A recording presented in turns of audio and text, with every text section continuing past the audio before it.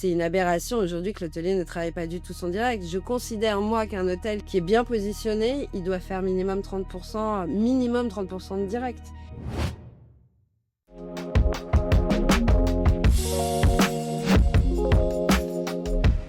Bienvenue dans Moon & Co, le podcast de Moon Hospitality. Aujourd'hui, nous recevons Joëlle Robin, fondatrice de Webcom, Ultimate Content et nouvellement hôtelière avec Maison Urbaine à Paris 19e.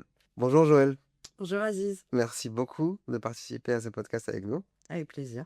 Alors Joëlle, on a une relation particulière, on se connaît depuis des années. On a eu la chance de travailler ensemble sur Maison Mère et aujourd'hui, moi je suis heureux de te compter parmi mes amis et mes relations professionnelles hôtelières. Moi également, Aziz. Et j'ai adoré participer à l'aventure de Maison Mère. Merci beaucoup. Tu es vraiment une pionnière de la com en hôtellerie avec Webcom et même quelques années avant, depuis presque de 30 ans. Tu aides des hôteliers à se commercialiser, à créer leur branding et à marketer leur image. Et aujourd'hui, tu généralises à d'autres industries avec Ultimate Content. Et maintenant, tu es hôtelière toi-même. Oui, Donc, quoi de mieux pour un hôtelier de parler à une hôtelière petite qui a fierté. 30 ans de communication? C'est vrai. Qu'est-ce petite que ça fait fierté. alors? C'est un super terrain de jeu, en fait, parce que même si beaucoup d'hôteliers m'ont toujours laissé beaucoup de latitude et tout dans l'accompagnement, dans l'ouverture des hôtels avec eux, ça restait leurs hôtels et pas le mien. Et là, à partir du moment où ça devient le mien, avec bien sûr d'autres personnes, dont Florian Bitker, qui est très important dans l'exploitation, mais ça me permet en tout cas, moi, de m'amuser profondément dans cet hôtel et de pouvoir tester des choses avant de pouvoir les proposer ensuite à mes clients hôteliers. Ah, super, donc ça profite aussi à ton activité de com. Tout à fait. Ouais. Raconte-nous un peu quels sont pour toi les fondamentaux d'un lancement hôtelier que tu as pu expérimenter sur Maison Urbaine. Alors, je dirais que les fondamentaux, c'est vraiment, en fait, penser son produit, enfin, penser l'expérience et penser l'image de son établissement au même titre, en fait, que sa décoration. On a trop tendance à ouvrir l'hôtel et à se poser la question de la stratégie digitale après. Ouais, Non, en fait, cette stratégie digitale, elle est aussi importante que le lit ou le petit déjeuner qui va être proposé aux clients. Donc, on s'y prend 6 mois à l'avance pour qu'au moment où on ouvre l'établissement, en fait, OK, il est magnifique, il est très beau, mais on a des clients dedans. On n'a pas un hôtel vide. C'est là, en fait, que tout se joue. La stratégie digitale doit être vraiment pensée 6 mois en avance, au même titre que toute la décoration et le branding. Et je pense que toi, tu le sais aussi très bien. pour que tout soit en résonance.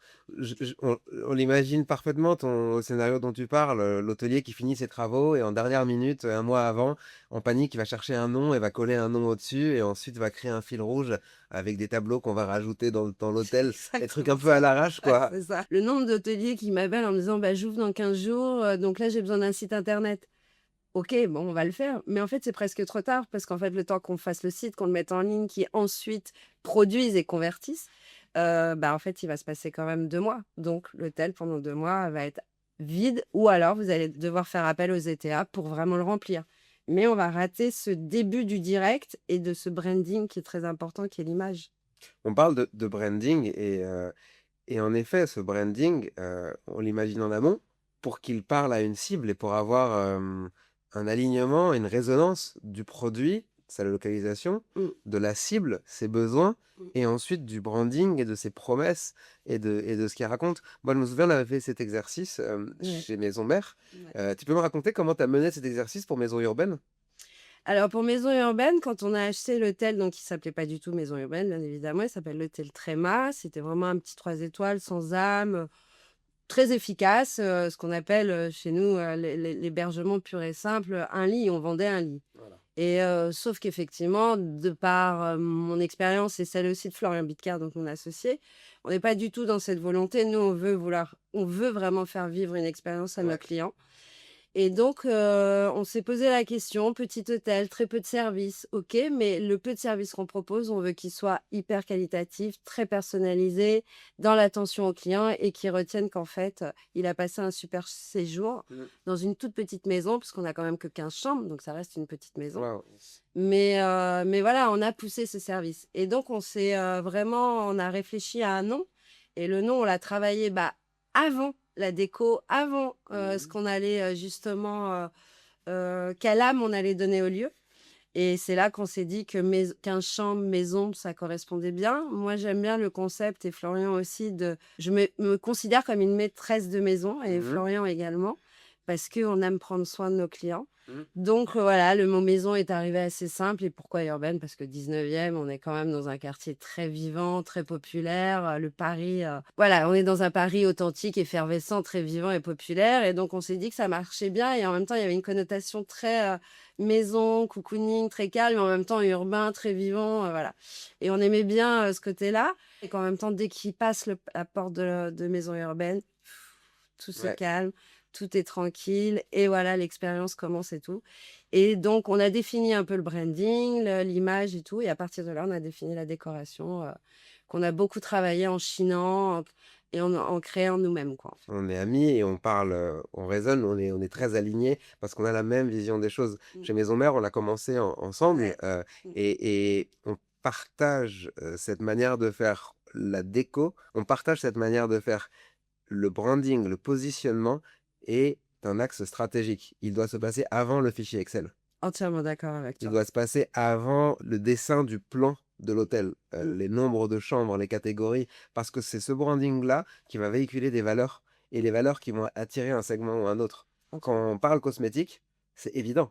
Une marque de Ouais. cosmétique va d'abord définir Mm. à qui elle va parler, quelles sont les valeurs de sa cible et comment les attirer avant de passer en design produit. Et nous, en hôtellerie, on a l'impression qu'on échappe à ces règles qui sont le b.a.-ba du marketing. Exactement, ouais. Alors je dois t'avouer, pour être totalement sincère avec toi, que pendant des années, moi aussi, j'avais pas cette notion.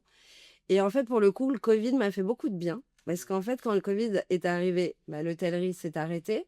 Et moi qui avais toujours travaillé que dans l'hôtellerie-restauration, à ce moment-là, j'ai eu des possibilités de m'ouvrir sur d'autres marchés, comme effectivement la beauté, la mode et tout. Et bon, malgré avoir profité 5 mois du Covid, mini-vacances, à un moment donné, j'ai eu envie de retourner quand même, travailler et m'occuper. Et c'est là que j'ai décidé de me lancer, voilà, sur, de l'accompagnement et du conseil sur, des marques comme ça, toujours en digital, hein, bien évidemment, Avec Ultimate l'expertise Content. avec Ultimate Content, voilà. Et donc j'ai accompagné des marques de skincare, de mode et tout. Mais en fait, je me suis nourrie. Ça a été très bénéfique pour moi cette période parce que je me suis nourrie d'autres marchés et j'ai pris conscience à ce moment-là, en fait, que oui, l'hôtellerie, on avait oublié, en fait, ou n'avait pas pris conscience de l'importance du branding et de l'expérience qui était liée. Et même, j'aurais envie de te dire, du contenu, la création, qu'est-ce qu'on véhicule, qu'est-ce qu'on montre. On dit, OK, il faut parler de l'hôtel 6 mois avant l'ouverture. Il faut teaser un peu. Donc, il faut commencer à créer du contenu. C'est très important, ça aussi. Il y a encore tellement d'hôtels qui, aujourd'hui, même après avoir ouvert 1 an ou 2 ans après, qui créent toujours pas de contenu. Avant que ça devienne un client, c'est un utilisateur web. Donc pour toi, tu t'adresses à des utilisateurs web. Exactement. Moi, je m'adresse à des utilisateurs sites internet, réseaux sociaux. C'est là que je vais créer la désirabilité, l'envie. Et aujourd'hui, 80% des gens vont d'abord être happés par un lieu qu'ils ont vu sur les réseaux sociaux, l'expérience, l'envie eux-mêmes de vivre l'expérience qu'ils ont vue. Et de là, ils vont aller sur Booking, les sites internet, après tout le cheminement qu'on connaît. Mais aujourd'hui, les réseaux sociaux, c'est une vitrine. Enfin, c'est plus une option. C'est juste indispensable, au C'est même titre que son site internet. c'est intéressant, Joël, parce que j'ai l'impression que tu penses ton acquisition, ta commercialisation, un petit peu comme un média finalement. Tout à fait. L'entrée, la porte d'entrée est le contenu, et ensuite on déroule. On déroule jusqu'à la conversion. Et là, il devient client. Donc, on passe d'un utilisateur à un client. Et le Ouais. chemin doit se faire entre les deux. Et ça parle à des anciens hôteliers, on parle chinois. On est un peu loin pour certains, oui, Certains vraiment. font des réseaux sociaux, mais certains font des réseaux sociaux comme de la décoration finalement, si je peux utiliser ce terme-là. Exactement. Ils publient pour publier. Et ça n'a pas d'intérêt. Enfin, ça a le mérite d'exister et d'être présent à minima quand on recherche le nom de l'hôtel. Mais c'est pas avec ça, en tout cas, qu'on va réellement déclencher de la réservation aujourd'hui. Et donc, c'est pour ça que je dis, faire des réseaux sociaux sans avoir cette création de contenu qui est nécessaire pour pouvoir faire vivre l'expérience à l'utilisateur qui n'est pas encore venu Ouais. est stratégique, en fait, aujourd'hui. Pour véhiculer des expériences, pour véhiculer des morceaux choisis. Comment tu crées ces contenus? C'est quoi tes tips? On est entre nous là, tu peux me donner tes petits secrets. Si tu veux me dire la création de contenu réussi, ça serait quoi les petits tips? Alors moi, j'ai 2 règles toujours. C'est la première règle, c'est que la photo doit toujours être très léchée, très travaillée, très qualitative. Pourquoi? Parce qu'effectivement, comme tu viens de le dire, le feed, donc le mur Instagram, pour moi, c'est un média. C'est vraiment un magazine au même titre que le site internet aujourd'hui. Tous les hôteliers font très attention à leur site internet, aux photos, à tout ce qu'on y met, mais beaucoup moins aux réseaux sociaux. Alors qu'en fait, aujourd'hui, Instagram, un feed Instagram est presque plus puissant qu'un site internet aujourd'hui en termes d'image, Ouais. d'envie. Donc, je dis toujours que voilà, photo, toujours très qualitative et tout. Par contre, sur la vidéo, donc ce qui est réel, story et tout, on s'autorise de l'authenticité. Et Ouais. là, on ne travaille pas du léché. Parce qu'en fait, l'utilisateur, avant de devenir client, lui, ce qu'il a envie de voir, c'est de l'authenticité. Réellement, ce qui se passe, qu'est-ce qu'il va vivre. OK. Et donc, il faut pas trop lui mettre de paillettes dans les yeux. Il faut lui donner la vérité. Un peu effet, backstage, effet vidéo au Exactement. téléphone, pris sur le moment, quoi. Exactement. Et ma deuxième règle, c'est arrêtons de croire que, une réceptionniste ou, quelqu'un qui n'est pas du métier de la com peut gérer des réseaux sociaux. J'entends encore trop souvent des hôteliers qui me disent: «Pas grave, c'est ma réceptionniste qui va le faire». Donc vraiment faire appel à des pros, Des qui pros connaissent ou la en com. oui, voilà, ou alors aujourd'hui, il y a plein de jeunes en école de com, qui recherchent des stages, des contrats pro. Je trouve que c'est aussi valorisant d'aider ces jeunes à monter, à apprendre. Ces jeunes ont rarement l'idée de travailler en com dans l'hôtellerie Ouais. et finalement, moi, j'en ai eu beaucoup, ces 10 dernières années et ils découvrent un métier, un univers au final qu'ils adorent et auquel et souvent ils vont y rester ensuite dans Ouais. cet univers et dans Oui, ce métier. l'hôtellerie plaît beaucoup aux jeunes qui arrivent parce que c'est de l'expérience, Mmh, très forte. exactement. On parle, Joël, d'acquisition, Mmh, et de transformation. C'est un sujet qui me plaît, tu le sais bien. oui, J'adore la com, j'aime beaucoup les chiffres aussi. ouais. On a travaillé ça ensemble, on l'a appris ensemble Mmh. et tu m'as transmis un peu ton savoir-faire, et je le visualise comme un tunnel de C'est transformation. vrai. Aujourd'hui, tu as l'entrée et de l'entonnoir qui Mmh. sont, notre base de clients, les gens à qui on adresse, ceux qui ouvrent Insta ou qui rentrent sur le site. Mmh. Et ensuite, à chaque étape, on en perd un petit peu et à la fin, il en reste 2, 3, 4% qui vont acheter. Et cette tactique, une petite parenthèse de mon ressenti, c'est le b.a-ba de l'e-commerce. C'est vrai, totalement. Toutes les industries font appel Ça, c'est à l'e-commerce et vendent une part non négligeable de leur stock, mmh. sur internet, jusqu'à les industries les plus traditionnelles. Nous, en hôtellerie, on n'a pas d'expédition à gérer, on n'a pas de logistique, on n'a pas de SAV et pourtant 80-90% des hôteliers vendent, la quasi-totalité de leur stock via des tierces parties, des OTA, Ouais. Booking, Expedia, Trip, et pour moi, c'est une aberration. Pourquoi est-ce que nous, hôteliers, n'arrivons pas à utiliser, l'e-commerce qui n'est plus une innovation et qui est utilisé par des industries pour qui c'est autrement plus complexe? Bah, j'avoue que je me pose aussi la question encore aujourd'hui et qu'il y a des fois, je comprends pas trop. Alors, est-ce que, parce que c'est plus simple aussi, il faut se le dire, hein, c'est plus simple, d'ouvrir les OTA, d'ouvrir les vannes et Oui, ça tombe tout seul, et après on est picousé, on mais est c'est ce que accro. j'allais dire, on est complètement accro, on est complètement picousé et puis moi, je dis souvent quand même, en tout cas à un hôtelier qui ouvre un hôtel,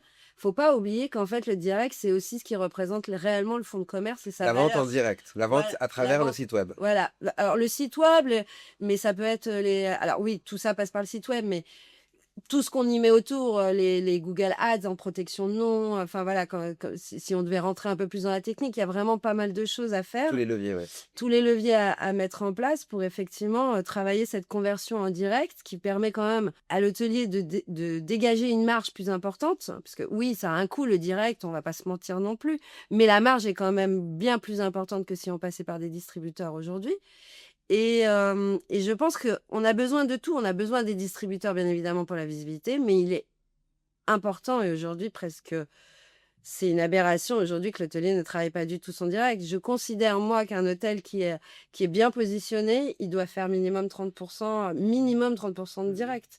Et en fait, c'est la valorisation de son fonds de commerce également. Et ça se retrouve dans les bidas, dans le résultat. Totalement. En bas en Exactement. bas du compte de résultat, ça fait ça de moins en commission. Au lieu de payer 20% de commission, et ben, on paye, un petit peu de savoir-faire.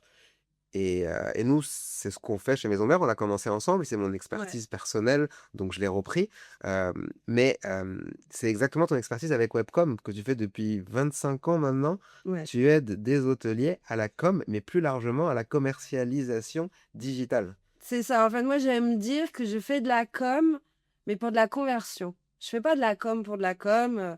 Alors oui, c'est toujours plaisant, bien sûr, de la com pour de la com, mais aujourd'hui, notre objectif, c'est de bien communiquer, de bien brander, de donner de la désirabilité. Pourquoi? Pour la conversion, pour la réservation en direct derrière. Notre objectif depuis toutes ces années, et même avec Ultimate Content aujourd'hui, qui est beaucoup plus création, réseaux sociaux, mon objectif quand même reste celui-là, parce que j'ai été picousée webcom, très technique, très conversion. Mais voilà, j'ai gardé cette optique, c'est-à-dire que faire de la com pour de la com, ça m'amuse pas. Moi, j'ai besoin des résultats derrière. C'est ça ma fierté après derrière. Et c'est ça qui fait que tes clients, viennent et reviennent et restent, longtemps A avec toi. priori, oui. C'est aussi l'état d'esprit chez nous, je passe mon temps à répéter à mes équipes, on ne fait pas de l'art ici. Non. On est tous des esthètes, on aime les belles choses, on est des créateurs, mais ici, dans ce qu'on fait aujourd'hui, tout est mesuré. Il y a un ROI à la fin, comme ce que tu as chez toi, tu as un dashboard et Totalement. on regarde est-ce que ROI positif ou non. Si ROI positif, on double les invests. Mmh. Sinon, on coupe et on met l'investissement ailleurs. Ailleurs, exactement. Je pense qu'effectivement, une stratégie digitale qu'on met en place, qu'on a pu travailler ensemble et tout, en fait, elle évolue avec le temps également. Il y a les KPI, on vérifie le ROI, qu'est-ce qui a marché, qu'est-ce qui n'a pas marché, et on réadapte et on réajuste. Et en fait, c'est presque tous les 6 mois une remise un peu en question de Ouais. savoir, OK, les 6 prochains mois, qu'est-ce qu'on fait? Un peu d'événementiel? Non, je vais plutôt aller sur de la pub. Enfin, voilà. Et en fait, ce qui a marché sur un mois ne va peut-être pas marcher sur le mois d'après. Parce qu'en fait, c'est la com et la conversion, c'est pas linéaire. Non. Et c'est assez. C'était une découverte pour moi, c'est assez surprenant. On parle lancement d'hôtel, ok?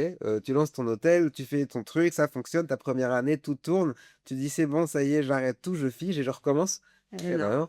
eh L'année non. prochaine, il va y avoir un événement qui va changer, une nationalité nouvelle qui arrive, une autre qui parte, l'utilisateur qui change. Exactement, ouais, c'est ça aussi, c'est que l'utilisateur change beaucoup. L'arrivée de l'IA, par exemple, a changé considérablement, la manière, aujourd'hui, d'utiliser le web. Qu'est-ce que tu vois toi dans tes hôtels en portefeuille, l'impact de l'IA sur l'acquise? Bah, très honnêtement, aujourd'hui, sur les utilisateurs, ça y est, on a le switch, c'est fait. On a beaucoup plus d'utilisateurs IA aujourd'hui qui interrogent les IA pour savoir où séjourner à Paris, de telle date à telle date. Donc un client, une réservation dont l'origine dans la source est C'est l'IA. un Un des réseaux IA. ChatGPT, un Claude, un Gemini. Ça Ça y commence est. ça, Ah mais devenir. c'est même pas ça commence, c'est ça y est, On est dans le top 10, top, quelque ouais, chose quoi. ouais, ça y est, 60 maintenant des demandes sont des requêtes sont faites maintenant sur, les IA.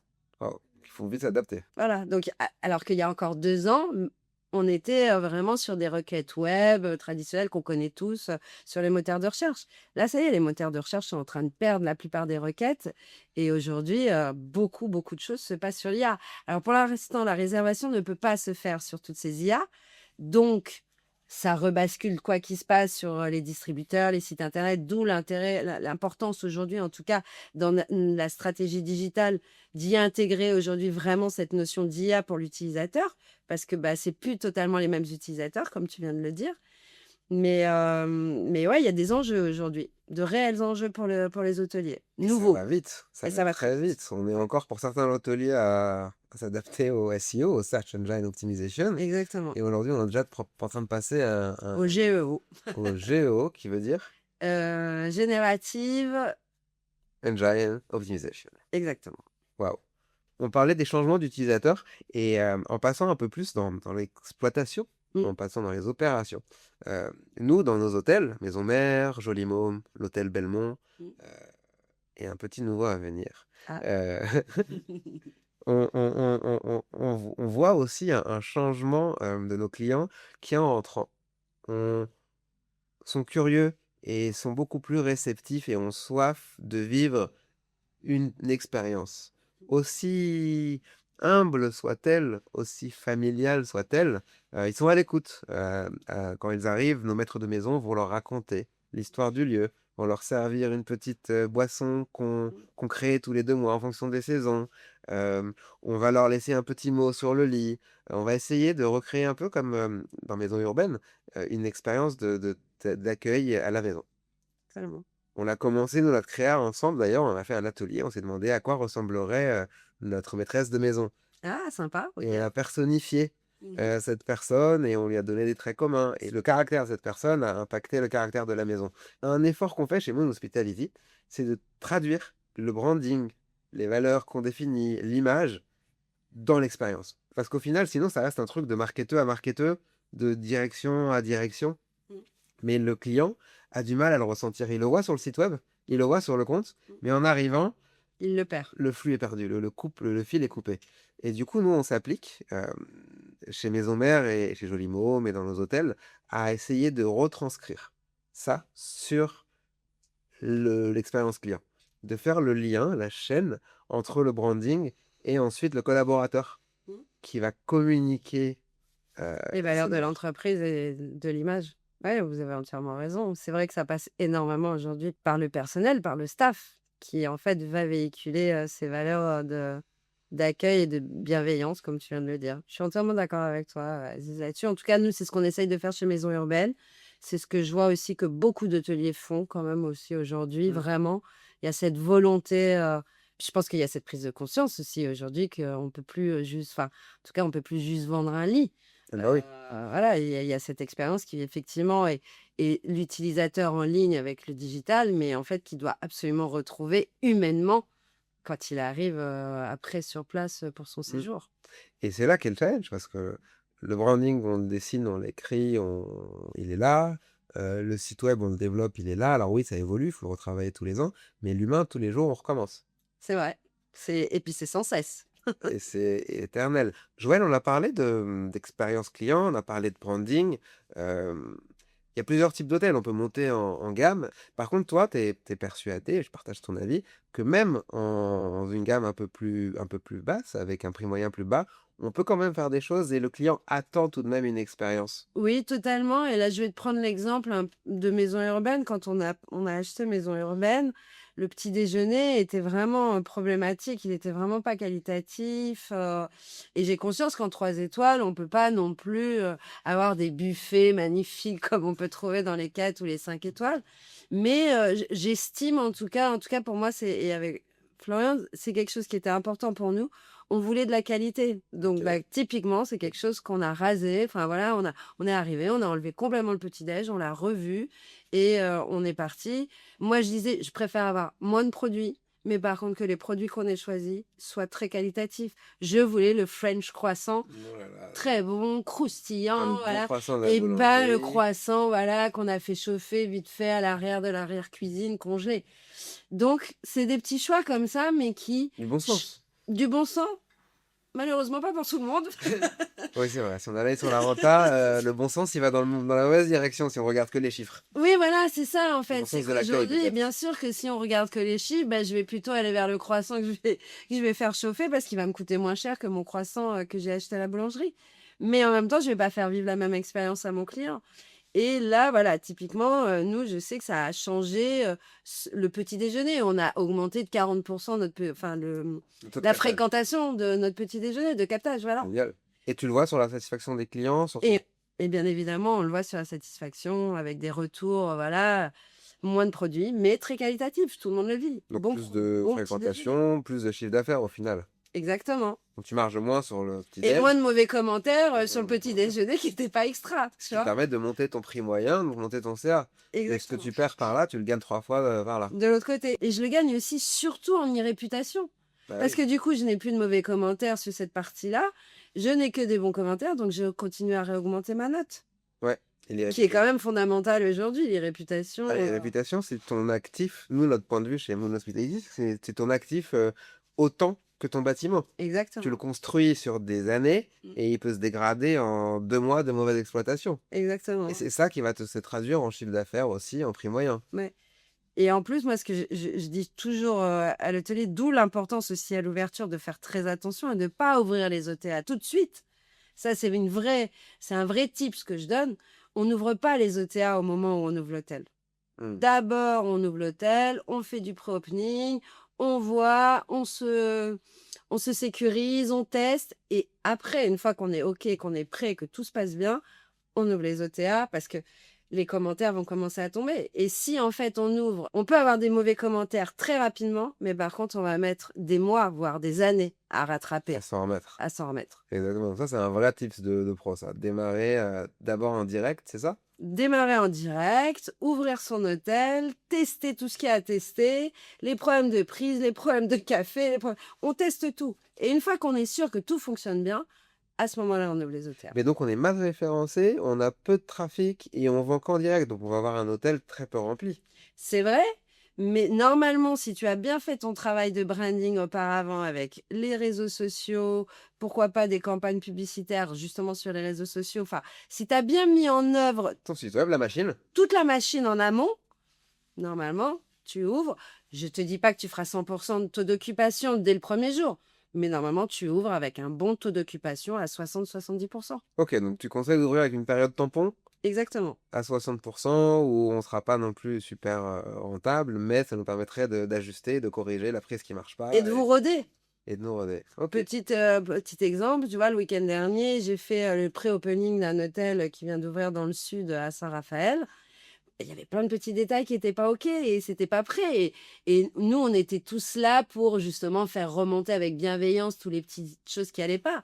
Mais tu mets un client lambda à ce moment-là, et ben l'hôtel, il est sûr de commencer avec des commentaires pas positifs du tout, alors que le produit en lui-même est canon. Mais il faut laisser le temps aux équipes de se roder et de voir les petits couacs qu'il y a pour pouvoir rétablir. On a une approche qui ressemble un peu. Nous, chez Moon Hospitality, on aime bien.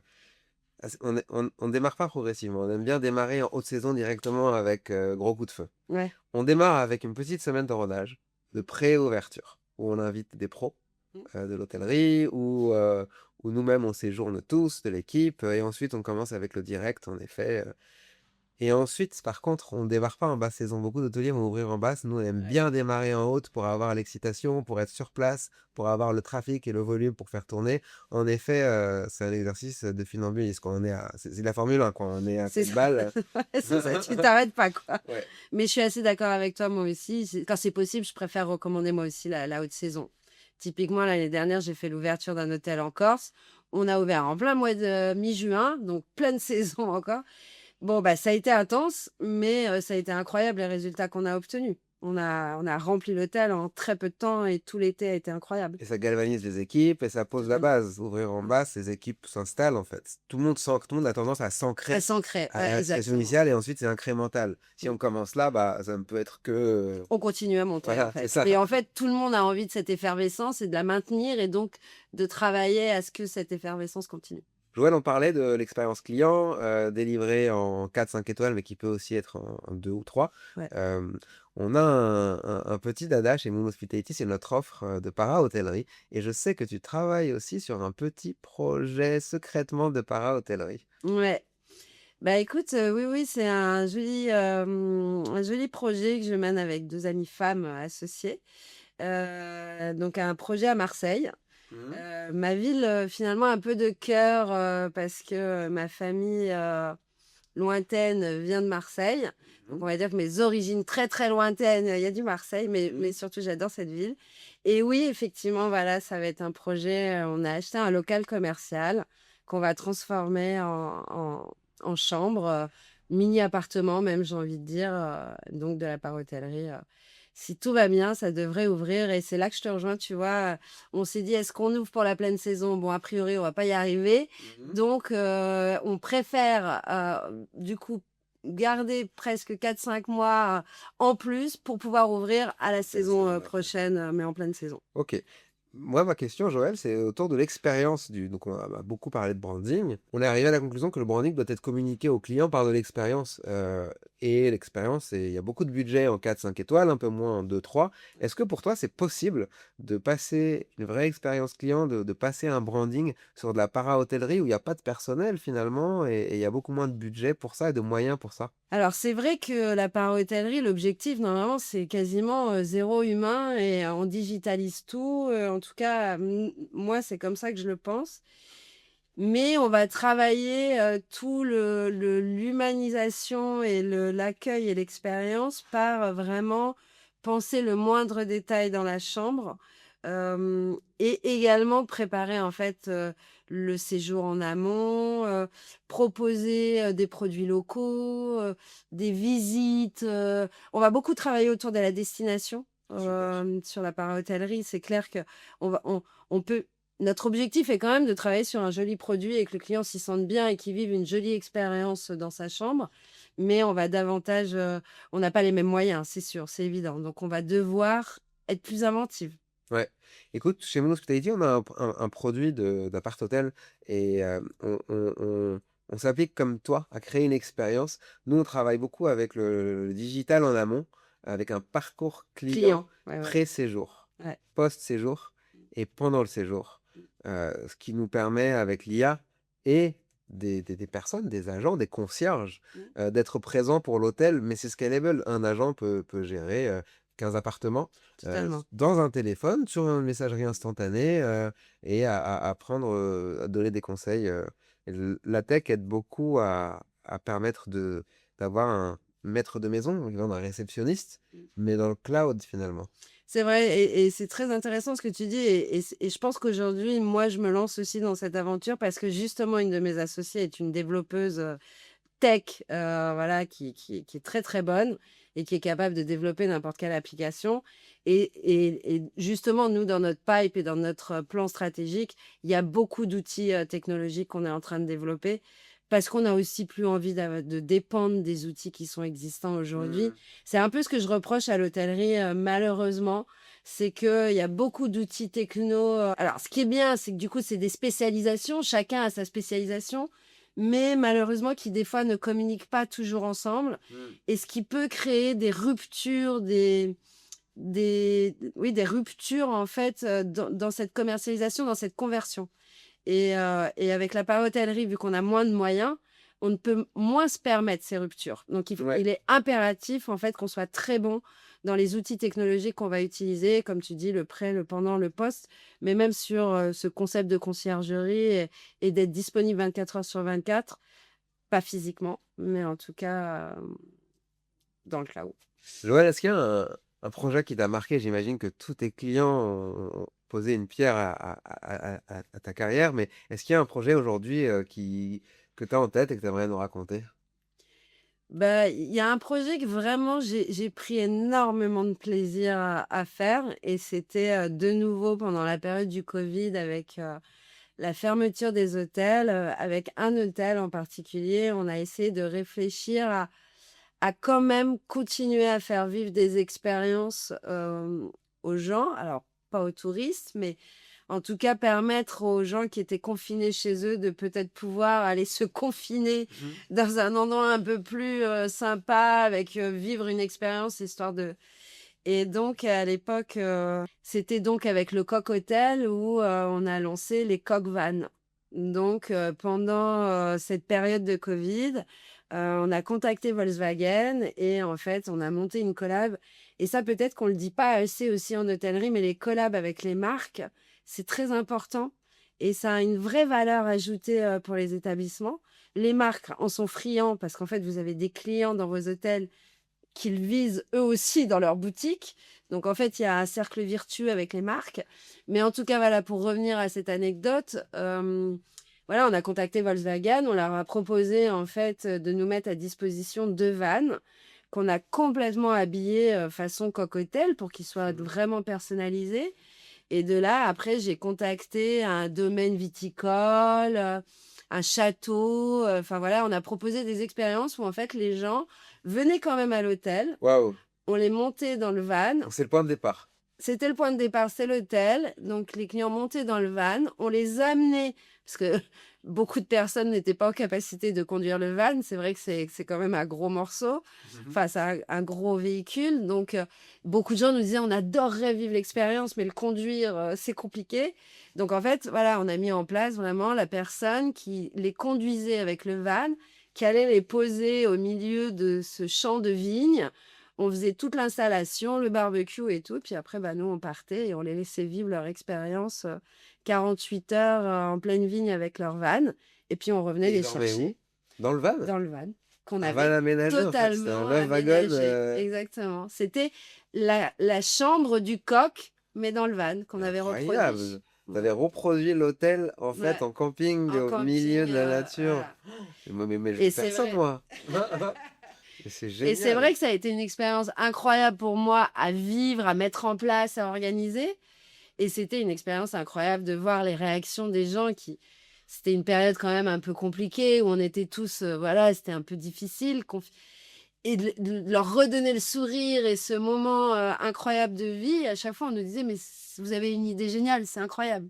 Ah mais je Voilà. comprends bien comment ça peut être, super satisfaisant et quel est l'impact sur l'hôtelier? Parce qu'on peut se dire: «Oui, OK, on va toucher, 15 couples, au final», en Oui, c'est vrai qu'en termes de chiffre d'affaires, on peut pas dire que ce soit réellement, le ce qu'on vise. Mais en tout cas, on a fait quelque chose qui était tellement novateur qu'en fait la presse s'est d'accord. emparée du sujet, que ce soit en Chine, au Japon, enfin, pour le coup, on n'a même pas eu besoin d'attaché de presse. Ouais, ouais, ouais. Ça s'est fait tout seul et on a travaillé un peu bien sûr, on a invité quelques influenceurs, bien choisis parce que voilà, on avait mis une collab en place, par exemple, avec la marque Respire. Oui. Donc on retrouvait les produits Respire dans le van. Donc bien évidemment, on a invité la fondatrice de Respire à venir faire, l'expérience avec ses parents, qu'elle a adoré, elle en a parlé, Ouais. voilà, boule de neige.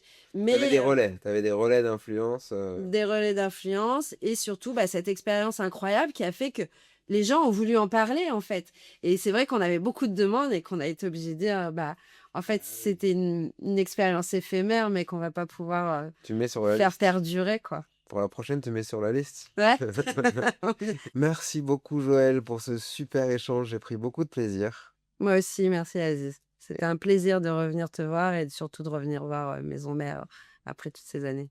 Super et Joël, je serais très contente de t'accueillir de nouveau, bientôt pour parler de tes nouveaux projets dans les cartons qui arrivent bientôt. Avec grand plaisir. À la prochaine. À bientôt.